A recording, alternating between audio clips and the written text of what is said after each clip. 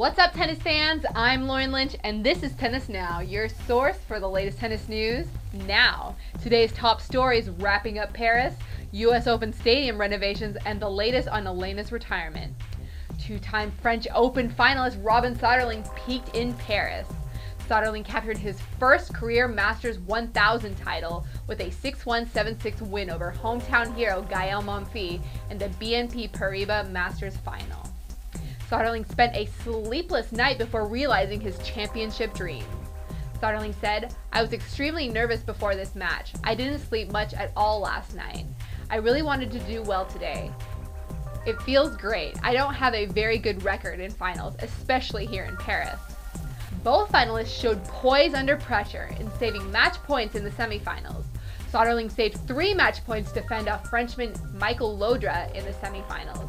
The 12th-seeded Monfils played one of the most magnificent matches of his career in fighting off 5-time match points in the final game to topple top-seeded Swiss Roger Federer 7-6, 6-7, 7-6, and reached his second straight Paris final before an exuberant home crowd. Monfils could not summon the same energy and shot-making brilliance against Soderling. Monfils said, "I'm in a learning process.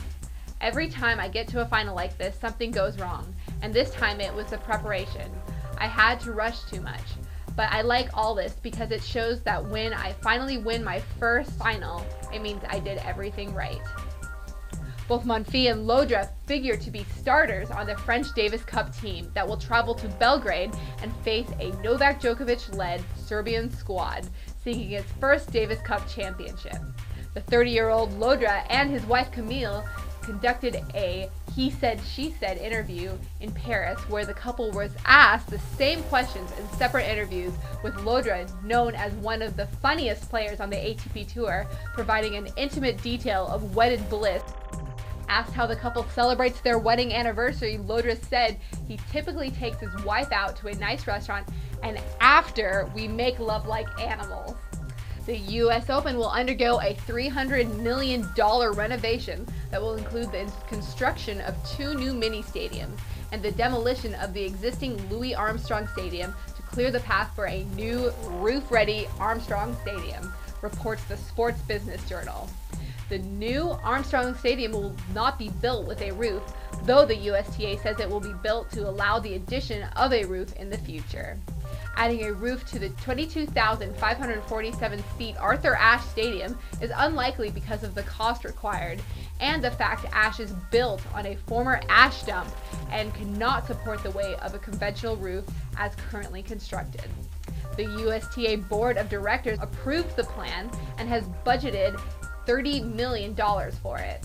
The USTA may finance the rest of the project through the sale of bonds. USTA President Lucy Garvin told Sports Business Journal, "We will continue over the next 10 years to research a roof over Arthur Ashe. It remains technologically and financially challenging, but we're going to continue to research the technology that may allow for a roof." Construction of the first 3,000-seat mini stadium begins immediately and could be completed in time for the 2011 or 2012 US Open. A Tennis Now visit to the National Tennis Center yesterday showed a fence has already been erected outside of the East Gate.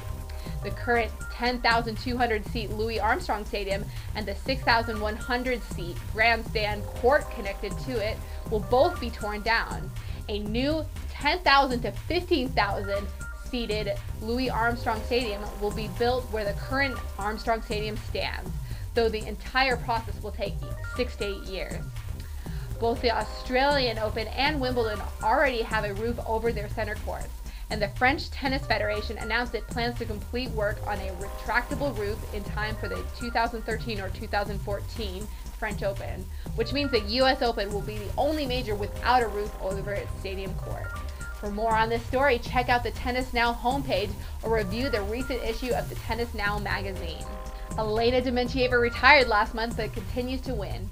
Russian President Dmitry Medvedev presented Dementieva with the Order of Services to the Fatherland Award for her major contribution to promoting physical fitness and sports in Russia. Congratulations, Elena. For all you gearheads out there, there's some great new poly that's out. 361 Nation poly strings.